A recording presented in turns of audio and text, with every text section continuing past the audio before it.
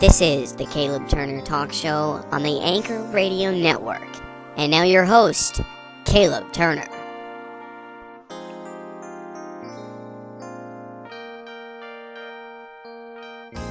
We are live from our downtown Coquitlam, British Columbia studios here in downtown Coquitlam, BC. Getting you set for the Caleb Turner Talk Show January 19th, 2013 edition. I am your host, Caleb Turner, back after being a little under the weather the last time. And I had a good replacement there with Bob, and I was glad to have him do the show. Today we got a good show, though, planned. We're going to talk Canucks hockey as the regular season begins today, the shortened season. We're going to talk Canucks in our first segment. Then we're going to have a special guest in the second segment talking about the U.S.-Canada border and the lineups that they have. Let's get our commercial break. We'll be back. The Caleb Turner Talk Show on the Anchor Radio Network. Live on the Anchor Radio Network, the Vancouver Canucks open up their 2013 season playing against the Anaheim Ducks. Live tonight on the Anchor Radio Network, Canucks and Ducks, live on the Anchor Radio Network from Rogers Arena. You are listening to the Anchor Radio Network and the Caleb Turner Talk Show. And now your host, Caleb Turner. We're back live on the Caleb Turner Talk Show and the Anchor Radio Network. This is your host, Caleb Turner.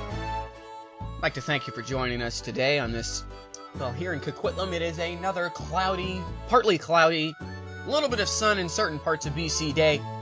And, the weather's kind of crummy. It's kind of not. It's, it's kind of funny because it seems like every time I'm doing a talk show, every time we're on the air and here doing a broadcast from our studios here on Hornby Street, it seems like it is always cloudy and or rainy. I don't know if that's a sign or if it's just a coincidence. Might just be bad luck. I don't know. We got a great show planned for you today. Got a couple of topics we're going to talk about.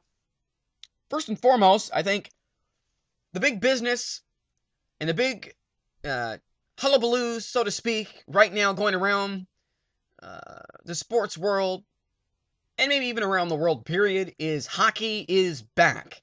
Everybody is hashtag hockey is back. I've been doing it, and I know you've been doing it. It's about time we get our beloved sport back here in British Columbia. This place is a hockey town. This place lives for hockey. And I'm glad I'm glad I'm here. I am happy. I'm a Canucks fan. There's no better hockey team to be cheering for than the Vancouver Canucks. Who cares if they haven't won a Stanley Cup? It's entertaining. They have a good team. They have a good management. They have a good coach. They have good coaches, plural. They just haven't been able to win the big one. And like we've been saying for over 40 years now, well, this year might be the year. Yeah. That's the story. Tonight they open up the regular season, the 2013 season, an abbreviated season due to the NHL lockout, which I despised, as we discussed several weeks ago. But I'm glad it's back. It's a good thing it's back, because I think that the fans would have started rioting if they didn't get back their sport. The Canucks and the Ducks open up the Vancouver Canucks and, of course, the Anaheim Ducks 2013 campaign. And the Canucks have a good team. They got a really, really good lineup this year.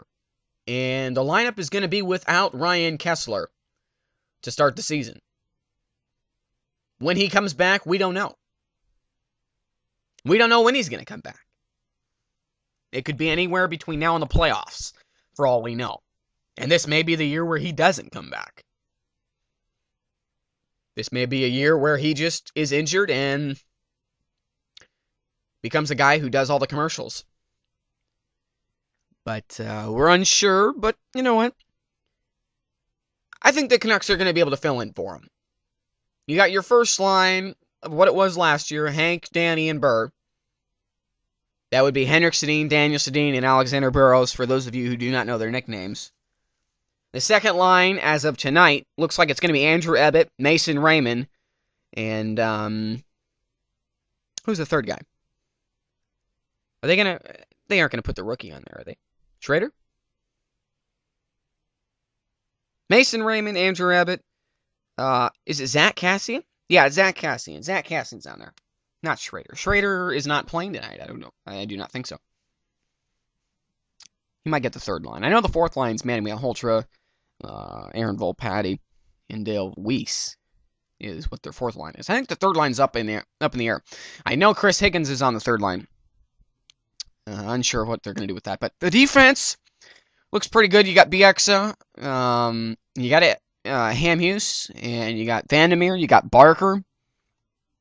Alex Edler, who just signed a 6-year, a little over $30 million contract. I think that was a good move. That was a very good move for Mike Gillis to re-sign Alex Edler. I'm glad that they've still got him. He's a good defenseman when he is healthy. And Dan Hamhuis is too. But the Canucks picked up several players this year in the offseason. A couple of notable names. They picked up Cam Barker. They just signed him a couple days ago. A 1-year, $700,000 contract on January 13th was signed. Cam Barker last year, I believe, he's played for the Blackhawks, and he's played for the Oilers, and I think he played for the Wild. They signed Corey Schneider. Obviously, everybody knows they re-signed him. They gave him the bucks. Let's just say that. They gave him the bucks. $12 million for 3 years. And that is a huge, huge upgrade for what he was getting. And they lost Sammy Salo to Tampa Bay, 2-year, $7.5 million contract. I can't believe Tampa Bay would pay Sammy Salo $7.5 million for 2 years. You know, that means he's going to get about $3.75 a year. Actually, he's going to get more than that. He's going to get 3.75. 3.75 a year. That's crazy for a guy who is injury prone. Aaron Rome leaves Vancouver to go to play for Dallas, a 3-year, $4.5 million contract. Okay, I don't know if I really agree with the contract here. He gets $1.33 million a year. That's pretty good for him. I think that's a little overpaid, but that's just my thinking. They signed Jason Garrison from the Florida Panthers, a defenseman, a 6-year, $27.6 million contract. They're going to give this guy $4 million a year, and they don't really even know the guy. You know, okay, yeah, he's a big defenseman, and the Canucks need a big defenseman. We all know that. They need help. They need some grit. And that would be why they still have Dale Weiss, Zach Cassian, Aaron Volpatti. That's why they still have all those guys. And BXO, when he gets around to it, he'll drop the gloves. But they brought in Jason Garrison as a gritty defenseman who can actually score. We're unsure of how good he's going to be, but we're going to find out in about 3 hours, 3.5 hours, how good Jason Garrison really is. Yeah, I'm unsure. I really haven't seen much of the practices. I think he's going to do all right. I think he'll be okay. I found this a little startling. According to ESPN, Vancouver is 8th in the power rankings. But the teams that are ahead of Vancouver startle me. Number 1, they've got Los Angeles, defending champs, which, by the way, they lost 5-2 today to the Chicago Blackhawks in their banner-raising game. So, all this talk about LA, Los Angeles being, ready to repeat. No, it's not going to happen. They might make the playoffs this year. And that's not just because of today's game. I'm saying this before today's game. They might make the playoffs. LA is not the same team of last year. Anze Kopitar was not in the lineup today. And look at Dustin Brown, -3. Mike Richards, -3. Simone Gagne, -3. I know it's an abbreviated season, and I know they just got right off the bat. And I know it's going to take a couple of games for some of these players to get their legs moving and get into the flow of the game, but there's no margin for error. You can't afford to go on a 5-game losing streak. You go on a 5-game losing streak, your season's basically done. And there will be teams this year that get eliminated in the first week of games. There will be teams. First is LA, second are the Rangers. Now, I can understand why the New York Rangers would be really high because they kept all of their players, plus they picked up Rick Nash, which I was really upset about because I was really hoping Rick Nash would come here and play. Rick Nash is my favorite hockey player in the NHL, and a lot of people have always wondered, Rick Nash, why him? Number one, he is a power forward. Number two, he's not afraid to go in the dirty areas. Number three, he can score goals. Number four, he can pass. He can set up goals. Number five, he's played with Columbus all of his years. For a guy to play with Columbus for all of his years and still be the player he is, you got to respect that guy. Yeah, I think they've made the playoffs twice in his career. Twice, and he's been in the NHL for like 6 or 7 years. Yeah, I respect the guy a lot, and that's why he's my favorite player. Third, the St. Louis Blues. Now, I think they're the dark horse. I think they're the team that, you know what, everybody's just going to kind of pass over, but they're going to come out of that Central Division top spot. They will. It's guaranteed. Detroit isn't even in the top 10, according to ESPN and their power rankings. Not even in the top 10. Detroit lost so many players last year. They lost Lidstrom and Brad Stewart. Now, I know they still got Datsuk, Zetterberg, Holmstrom. They still got Jimmy Howard. You know, they're going to do okay, but I can't see them making the playoffs this year. And this might be the streak where it ends, where the Red Wings, don't make the playoffs this year. This might be the end of the streak. But the St. Louis Blues, third in the power rankings for ESPN NHL. Yeah, I don't know. I mean, St. Louis still has pretty much all their players that they had last year. So, they had playoff experience in, I don't know. I mean, they could be the team that wins the Central Division, but they could be like the Canucks of last year and be like one of the best teams in the NHL and lose in the first round to the 8th seed or to the 7th seed, depending on where they're at. I don't know. Number 4, the Pittsburgh Penguins. Now, the Pittsburgh Penguins, I don't know. I mean, we're not sure where Pittsburgh's at yet. They won today. They beat Philadelphia. Was it 4-1? It's 4-1, right? Or was it 2-1? 4-1. 2-1? I don't know. We'll find out. But Sidney Crosby, pointless. Evgeny Malkin had an assist. I don't know. I mean, the Pittsburgh Penguins are another one of those teams where they could win their division, but then they could not and may not even make the playoffs. This is going to be the year where it is going to be... It's so sad that they had the lockout. It ruins basically the whole season. They should have really have just canceled the whole season because this is pointless. To have a 48-game season, some teams that make the playoffs every year aren't going to make it because it happens so fast, and usually the teams...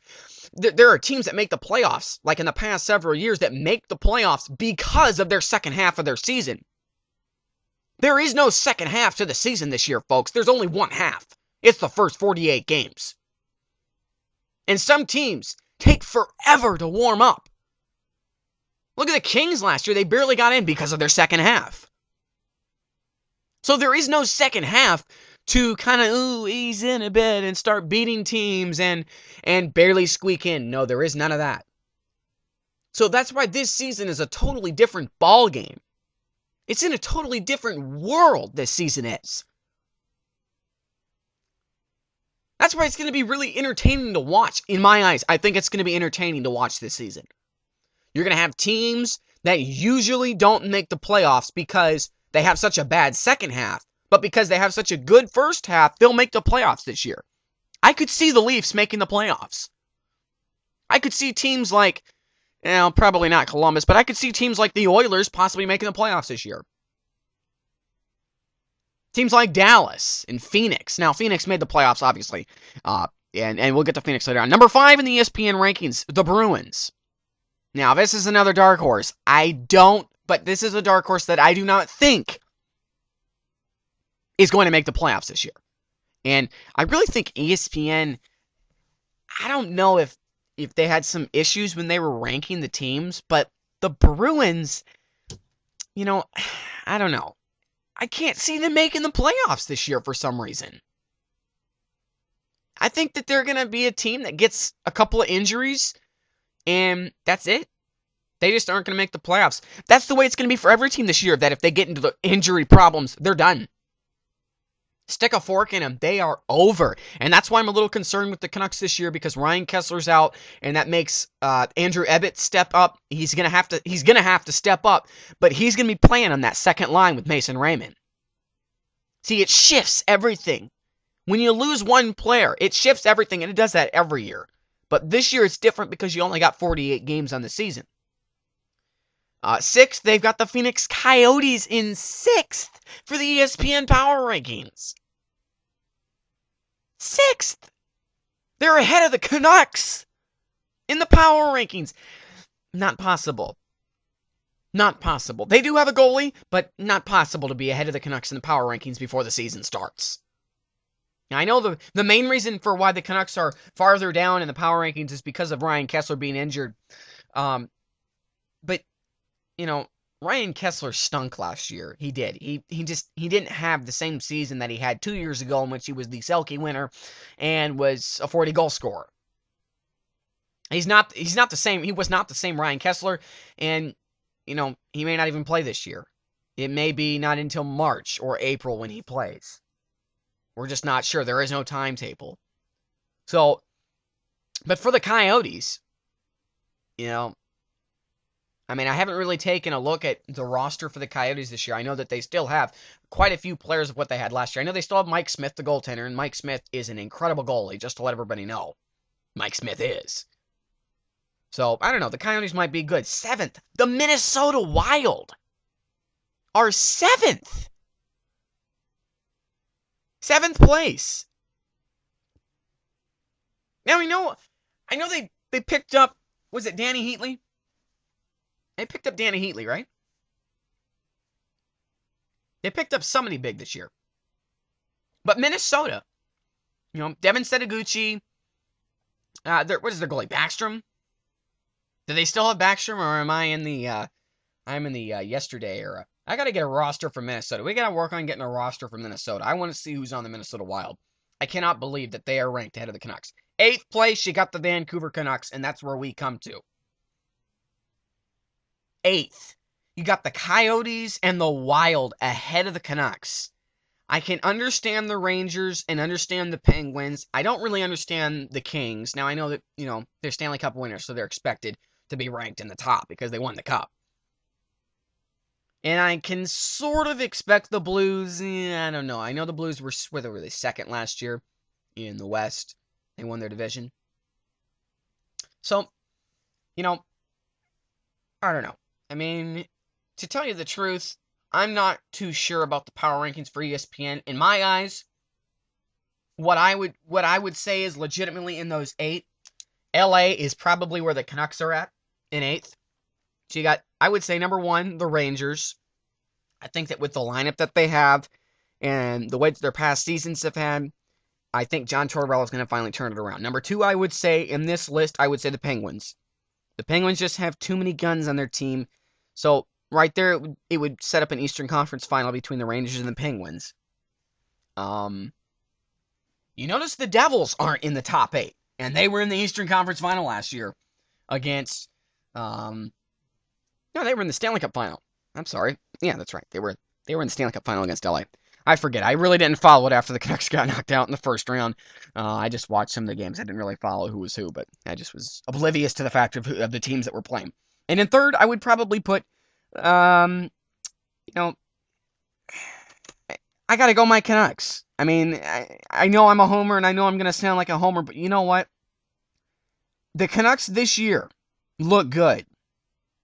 It's just going to be interesting to see if they can get the chemistry going early in the season. Because if you look at what the Canucks have done in past first months, their record last year in October was 5 wins, 5 losses, and 1 overtime loss. 1 loss in a shootout. So, the Canucks start out so slow every year. And even into November, they had a 9-win, 4-loss record in November. They didn't really start turning it around last year until December when they had a 10-4 record. And then into January when they went 7-2. February they went 9-1, 1-3, and then you had, of course, March with the 9-5-1, and then April was kind of it wasn't really much of a month. They didn't really, there wasn't really anything there. 2-1-0. So, the Canucks are known for their slow starts. We all know that. It's just hopefully the slow start will be now, quickly finish, so that we can get into the goods, and press forward, into the meat of the season. Now, the Canucks record 2 years ago in October was 4-2-3. So 4 wins, 2 losses, and remember the 3 shootout losses. Do you remember that? Back when they won the President's Trophy? Do you remember that first month when they played the Kings on the first night and they lost 2-1 in a shootout, and then 2 games later they lost to Anaheim 6-5 in a shootout, and then 4 games later they lost to Chicago in a shootout? I still remember that season like it was yesterday, where they would squeak out games and get points. They would grind games out just to get it to overtime or get it to a shootout just to get the point, and that's why they won the President's Trophy that year. I still remember that streak from December 8th to whenever it was where they had, let's see here, 1, 2, 3, 4, 5, 6, 7, 8, 9, 10, 11, 12, 13, 14, 15, 16, 17, a 17-game point streak. Do you remember that? From December 8th to January 12th, and they lost to the Rangers 1-0 there. That was an incredible season, folks. We're just 2 years removed. And remember, the Canucks are back-to-back President's Trophy winners. They've won the President's Trophy back-to-back years, so nobody can tell me they aren't favored to win the President's Trophy again this year. Now, okay, President's Trophy means nothing. Absolutely nothing. It just means you have home ice advantage through the whole playoffs, which the Canucks only used one of the 2 times. Of course, they lost in the first round last year to the LA Kings, who the LA Kings ended up going and winning the Stanley Cup. Key games this year for the Vancouver Canucks. February 1st, they play at home to the Blackhawks. That should be a good game. February 24th, they are in Detroit. March 16th, the Detroit Red Wings come here. The Canucks never leave the Western Conference. No team leaves their conference this year. There is no outer conference play. April 25th, they play at home against the Ducks. April 27th, the last game of the year in Edmonton. April 27th. That's nuts. That is crazy how far the season is going to go into April this year. I remember last year, the last game of the season was on April 7th. They're going to have a game 20 days later, still in the regular season. That ought to be interesting. That ought to be very, very interesting. Last year's stats for the Canucks, you had Henrik Sedin with 14 goals, 67 assists, and of those 14 goals, you had 6 game winners. The big question is, who's going to do the scoring this year for the Canucks? You can't always rely on Henrik, Daniel, and Burrows. Last year, those 3 guys had 72 goals scored between the 2 of them. The 3 of them, excuse me. Burrows with 28, Danny with 30, Henrik with 14. And if you go ahead and add Kessler in there, 94. Kessler had 22. So between 4 of the players, which, okay, they're expected to do that. They're getting paid the moolah to do that. I have no problem with them being the top goal scorers. It's just, who's going to balance it out? Okay, your top 4 point getters last year were Hank, Danny, Burr, and Kess. And then your next 2 guys were defensemen, with Alex Edler and Kevin Bieksa. Edler there with 49 and Kevin Bieksa with 44. And I still remember the talk of last year was the incredible start Alex Edler had, in which everybody was saying, oh, Norris Trophy right there, Alex Edler, and then he kind of just balanced off a bit. It's a promising season. Corey Schneider is going to be the starting goalie. Last year with a 28-8, 1-3 record. Incredible record for him. I think the key question is Luongo or Schneider. Schneider's going to play tonight. He's going to be goalie tonight. But the thing is, if he lays an egg tonight and stinks up the stadium, Luongo's going to get tomorrow's game against Edmonton. And what if Luongo shuts out the Oilers? I know this is a big what if, but what if? You have to think about the many possibilities. Shuts out the Oilers, Luongo has the starting position, and the big talk is Corey Schneider has his one bad game and gets his big contract in the offseason. It's hilarious to think about that Luongo could potentially be the starter at the end of Sunday night. But there's a lot of things that have to happen first. And I hope Corey Schneider is very successful tonight because I really want to see him as the starter. I think Luongo's time is up. Second question, when will Kessler be back? We don't know. We can't really answer the question. We kind of just move on from that. Third question, who will score besides the Sedins and Burrows? We kind of already answered that. We're not really sure. And back to the Kessler thing. The players that are supposed to take his position, you got Andrew Ebbett, Max Lapierre, and Jordan Schrader. And it looks like right now at the start of the season, Andrew Ebbett is going to take the position of Ryan Kessler. That's another guy that is going to be on that third line. I think that third line, what is it? Higgins, Hansen, and Lapierre? That's right. HHL. That's what the yeah, that's right. Third line. Fourth question, how will James Garrison do? And we kind of already answered this question. They brought him in a 6-year, $27.6 million contract, so he's going to be here for quite a while. How is he going to do? I hope he does good. And is Chris Tanev ready for a full-time defenseman role? Remember, he's the young rookie who looks like he's going to get a shot in the NHL here with the Canucks, and he's going to get a good amount of playing time. I know the last couple of years he's had some playing time, but I'm not sure. I mean, I hope he's ready to go. And the last question, will Zach Kassian perform at a top-notch level? Remember, he's been with Chicago, the Chicago Wolves, the Canucks affiliate team there in Chicago, and he's done quite well. I don't know his stats, but I think everybody's heard of him in the news. He's done very, very well. But can he perform at a top-notch level in the NHL? We're going to find out 3 hours and 20 minutes away from the Canucks and the Ducks. We got it right here on the Anchor Radio Network, and I hope you will tune in. The next segment, after the commercial break, we're going to be joined by Steve Fidalgo, a border lineup auditor professional. He's got a doctorate degree in border protection. Basically, he's an undercover person who crosses the border, grading the border guards.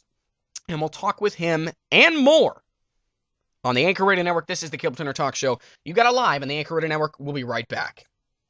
Tune in once a week for the Caleb Turner Talk Show on the Anchor Radio Network. News, sports, and anything that anybody wants to talk about. The Caleb Turner Talk Show on the Anchor Radio Network, airing once a week. Toenail problems, fingernail problems, any other kind of nail problems? Hi there. My name is Fred Baxter. I am a local dermatologist who works with people's fingernails and or toenails or any other nails that you have problems with. I'd like to help you if you have problems with your cuticles. I can easily help you, and I give a free consultation to anyone who is new to North America. That's it, only North America. But I do give $5 consultations to anybody else who wants to have their nails looked at or consulted at by me. Fred Baxter, that is Fred Baxter, F-R-E-D, Fred, and I can help you out. We're back live on the Caleb Turner Talk Show on the Anchor Radio Network from our downtown Coquitlam, British Columbia studios here in downtown Coquitlam, British Columbia, Canada. I hope you enjoyed the first segment. Of course, if you're not a Canucks fan, then you obviously wouldn't have joined it because, well, you're not a Canucks fan and you don't follow the Canucks. But that is why we talked about Canucks, because we live in BC and BC's team is the Vancouver Canucks. And I know we've been saying this for 41 years. This could be the year where we raise a Stanley Cup banner. It could be. But I thought it was really funny today with the LA Kings raising the banner, doing it up, bringing the Stanley Cup through the crowd, and they honored one of these Sandy Hook elementary student family that lost a kid in the shooting there They honored them, and I thought that was very good and very well done by the LA management.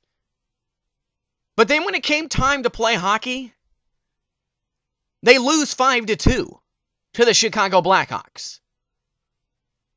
You know, I'm all happy about, you know, raising the banner and doing it up and having a big celebration. But it's hockey time. It's time where you get your sticks on the ice and you start putting the pucks in the back of the net. But they ran into a very, very stiff Chicago Blackhawks team. And that can happen in a 48-game season. It can, but it shouldn't. And for some teams, if they put up that kind of a game, they just aren't going to make the playoffs. And that's what we talked about in the last segment. Moving into our next segment. And I know a lot of people here in BC go down to the States, they buy a lot of goods, and they bring them across the border. And a lot of people, to be honest, we don't know these people, but they smuggle in things. You know, and the things that obviously we don't partake of, as in drugs, alcohol, tobacco, stuff like that, cigarettes. And people get away with a lot of things. I am happy to introduce the Border Protection Auditor Professional Monitoring Undercover Agency, the head of this agency, Mr. Steve Fidalgo, is in the building. Well, not really in the building, but he is joining us by way of cell phone. Mr. Fidalgo, how are you doing today? I'm doing well. How are you doing, sir? I'm doing pretty good. Thanks for taking the time out of your schedule. I know it's a very busy schedule because you got to monitor all of the border crossings up and down the BC and U.S. coastline. And, well, not the coastline, but intercontinental line. And thank you for taking the time out of your schedule to join us. Are you a hockey fan? Oh, I love hockey. You love hockey. Well, that's definitely a good thing. Do you cheer for the Canucks? No, I never have. I was in, and so I'm a Red Wing fan from the beginning, and probably die that way. I've got this thing for Stanley Cup, so you know, if you like Stanley Cup, probably best you be a Red Wings fan. Yeah, well, I can't argue with rings, and I honestly can't argue with President's trophies because the Wings have a lot of President trophies and a lot of rings, so they've got the Canucks beat pretty good. Yeah, it's just hard to argue with that. Actions speak louder than words. Yeah. Rather than talking about being a sibling, we just put up the numbers and get the job done. I mean. Yeah. Well, it helps. It helps when you played with 5 other teams for quite a period of time, and you were able to. It was easier to win a Stanley Cup. Now I know they've won a lot of Stanley Cups recently, but it does help when you have only 5 teams in the league, like they did for quite a while. Well, we had all those extra years of practice. Yeah, exactly. So. Sir, I'd like to ask you a couple questions regarding the border. I am a frequent border traveler. I do a lot of shopping in the States. Obviously, with the way that the prices are here in Canada, you can get a lot more bang for your buck, so to speak. In the States, there's quite a bit better deals. And Canadians save a lot of money, especially the East Indians and the people from Asia that go down and travel. They buy a lot of things in bulk. But for when you get to the border and when you pull up to the station, I guess I should first of all ask you, how many times a week do you cross the U.S.-Canada border? Generally, I'll cross the border at least a few times a day as my job requires. Okay. So then you obviously get a really, really good feel for the border patrolmen and the people that are there on site at the U.S.-Canada border. Yes, I'm definitely very familiar with them. I have to be careful because they can't become too familiar with me. My job as an auditor requires that kind of comfort to a normal person. It's kind of like being a mystery shopper. You check out the store, you check out the people at the where they checked out there. You've got to kind of be undercover. So I've got to seem like just regular guy. But when I cross so frequently as my job requires, it makes it difficult to maintain that kind of secrecy, to kind of keep that low key. So usually I'll spread across different lanes just to make sure I'm picking up different border guards each time. Smart. So have you ever had the same border guard twice? there was one time where I had to do 2 crossings in one, and my second time going back into Canada, they must have changed, and the gentleman must have moved just down the line a little bit because I caught it again. And it took a little bit of fast thinking and some explaining, but I just told him, I just have to run down the bank. It's no big deal. And he bought it pretty well, so I was able to skate out of that one. So, for your job, is it just the kind of thing where you kind of just cross the border and then go into the U.S. and then you basically cross the border right away, or do you go do some shopping? Do you have a mailbox in the States, or do you fuel up your van or your car or your truck if you drive a truck? I know a lot of bigger people and people that are in a higher position, they like to drive a truck. I don't know if it's a sense of protection or not, but what do you do when you cross the border when you get into the U.S.? Well, you talk about the kind of car that I drive. Because it's government's job, obviously the government is so full of everybody else's money that I can drive a big truck and afford the gas, no problem. Because it's not actually my money I'm spending. It's all the poor taxpayers that are being pulled. So it'd be foolish for me to drive a little hybrid. I don't need to worry about saving money. I'm part of the government. So usually I take a big truck across.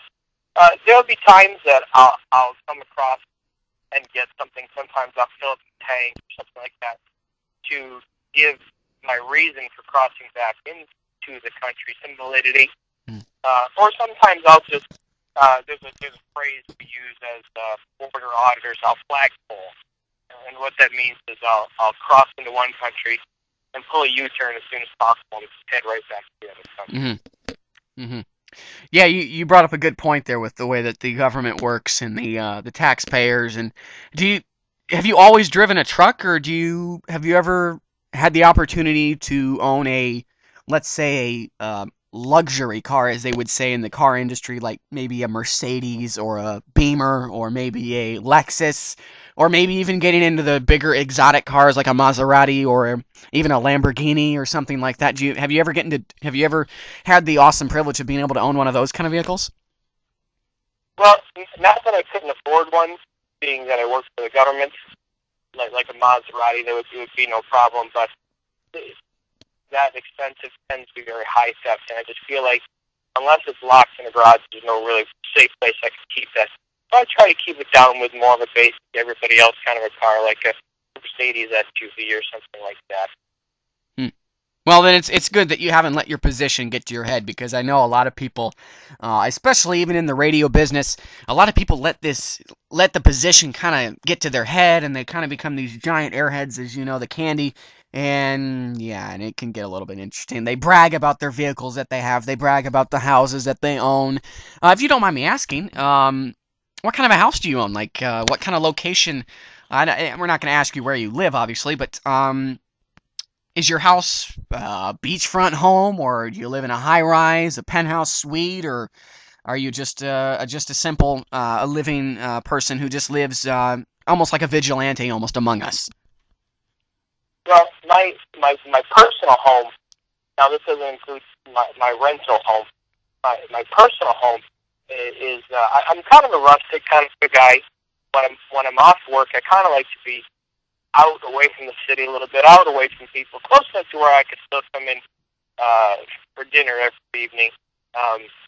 But I like to get out a little bit, so I've got a nice place just on the edge, kind of civilization, so to speak. And it's got a nice big picture window in the back where I can look up and see the mountains. And very nice in the wintertime with the snow on top of the mountains. And it's just very peaceful. When you're a border auditor, it tends to be kind of a stressful job because the border is kind of a high intensity place. And when you're crossing a lot, you tend to be very tense if you're not careful. So it's important when I'm on my personal time, when I'm home, that I have a very relaxed environment. So definitely a select amount of people can have this kind of a job. It's not just your normal Joe Blow can get up in the morning and decide, oh, hey, I'm going to be a border lineup auditor. Yeah, this was something that I had to put in my time definitely to get used to this. I did 30 years down on the southern border, the border with Mexico, and had a lot of experience there in dealing with people, and I really kind of rose to the top of my class, so to speak, in the group of people that were there at the time. And so when the position came open to be a border auditor, which doesn't come open very often, usually once you become one, then you usually want to stay that because it's such a good job. And so normally the only time the job comes open is when somebody dies. And so the guy died. And so they just picked me as the next logical. So you were a border patrolman, or was just a border auditor on the Mexican-U.S. border? I know that it's very hairy down there at sometimes, especially in certain spots with either American smuggling drugs into Mexico or Mexico smuggling drugs into America. I'm sure that is a very, very intense location for anybody who's in the patrol business. Were you based in Texas? In Arizona. Okay. Yes. Okay. Based. Now, what some interesting stories that you've had that would maybe entertain our viewers as to maybe even your time down in southern U.S. or maybe even here in the British Columbia, Canada, U.S. border. Some interesting stories that you've had where you've kind of had to beat around the bush and you've kind of had to be very, very discreet, or maybe it was very, very close to maybe your position being discovered, or what you are doing being discovered, and maybe even having to be pulled in. Just maybe I don't know, maybe one or two interesting stories that you've had in the past however many years that you've been working here as an auditor. Maybe just entertain our viewers with something like that. Well, I think probably the most interesting story that comes to mind is, obviously I do some border crossing on my own personal time too. I don't always cross the border on official business. There'll be sometimes I'm crossing unofficially, sure. And it's important that when I'm crossing unofficially, I lay low. If I get pulled in and they start running names and doing background checks, things don't normally go well. Yeah. People usually at that point gain too much information, and then when that particular border guard gains too much information, then they have to go away because that information can't be made public. So they usually move to a different border, maybe a southern border, kind of the front lines down there, just to make sure that information is released. So it's important that I lay low. And so when I hit the border for a personal run, I try to make sure everything's low-key. I just don't want to attract a lot of attention. But there was this one time, crossing for personal reasons. My wife was going to get her hair done, and she's got this hairdresser in southern Florida that she particularly likes to go to about once a month. And so we were headed down to Seattle to catch a plane to go over to Florida to have her hair done. And the border guard I didn't get him much. He must have been a new person. I hadn't experienced him much. But he didn't seem like he knew his job very well. And he was getting ready to pull me over, and I knew that wouldn't go well. And I honestly didn't want to see the guy disappear. He seemed like a pretty nice guy. So I knew I needed to make it go on without getting pulled over. And of course, I didn't want to miss my flight either. I mean, flying to Florida, it's a little bit of money. I try not to worry about it too much, but I don't like to just away flight. So I had to get in a little bit of an argument with a guy, and we probably went back and forth about 5 or 6 minutes. And I finally had to say, look, if you're gonna pull me over, you might as well just send me home, because I'm gonna miss my flight anyway. And after some discussion, he actually did something that, had I been there on a professional visit, I would have had to report him, because he threw away the write-up to pull me over, which a border guard should never do. Once you write up that slip to pull somebody over, it has to happen. It's like a referee changing his call. You ruin yourself as a referee. When a border guard decides to pull you over, he has to make good on that. And this gentleman at that time didn't. Fortunately for him, though, it was on a personal thing, and I needed to go. So he kind of dodged that bullet. But in a professional situation, there I would have had to handle it differently. But that's probably the most tricky situation I've been in. It was very touch and go there for a while that I maintained my secret. Wow. Now, as a border auditor, do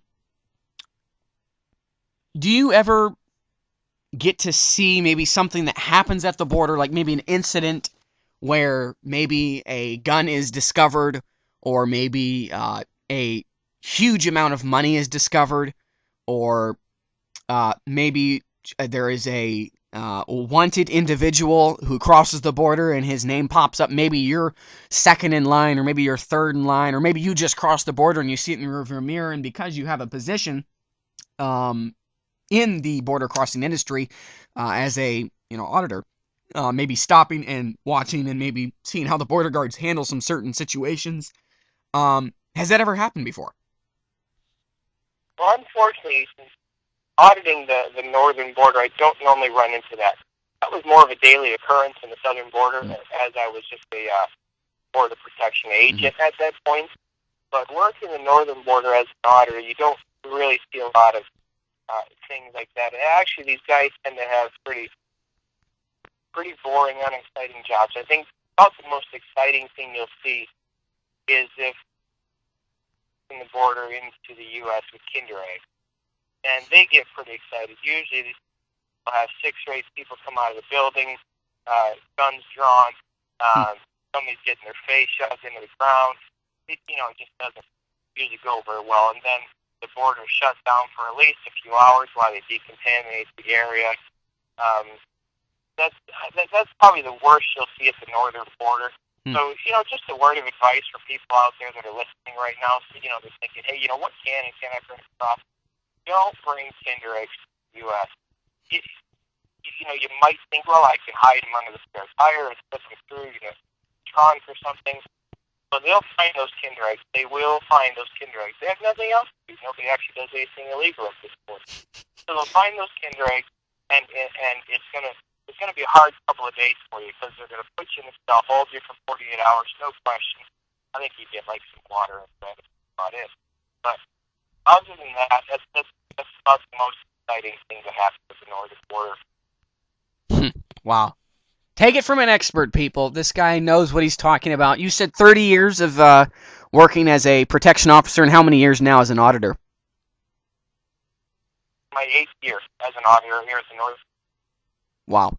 So 38 years of experience, and that's not counting his collegiate training and any other high school training that he might have done as a youngster. This guy definitely knows what he's talking about. And so take it from the expert, Mr. Steve Fidalgo. I'd hope to have you back on the show maybe again in the future, maybe to just, chat a little bit about maybe another topic that you might be good at. Maybe something else that you've done in your life. I know that, of course, 38 years working a job, there's probably not much else that you've done. But maybe something that you've done, something else maybe as a different position. We'd love to have you back on the show. I've enjoyed this segment, and thank you for joining us today. Appreciate it. Steve Fidalgo of the Border Protection Auditor Crossing Monitoring System. And he joined us today. And this one was brought to you by McDonald's. I'm loving it. Take it from the expert. He knows what he's talking about. Wow, what a story. What a story that is about how somebody brought across a Kinder Egg. Wow. It's a true statement. I mean, for a guy working in Arizona on the U.S.-Mexico border, you're going to see a lot of crazy things and some crazy individuals with some crazy amounts of whatever they have, weapons and or drugs. You're not going to see as much on the Canadian-U.S. border. But definitely don't bring across any major amounts of money.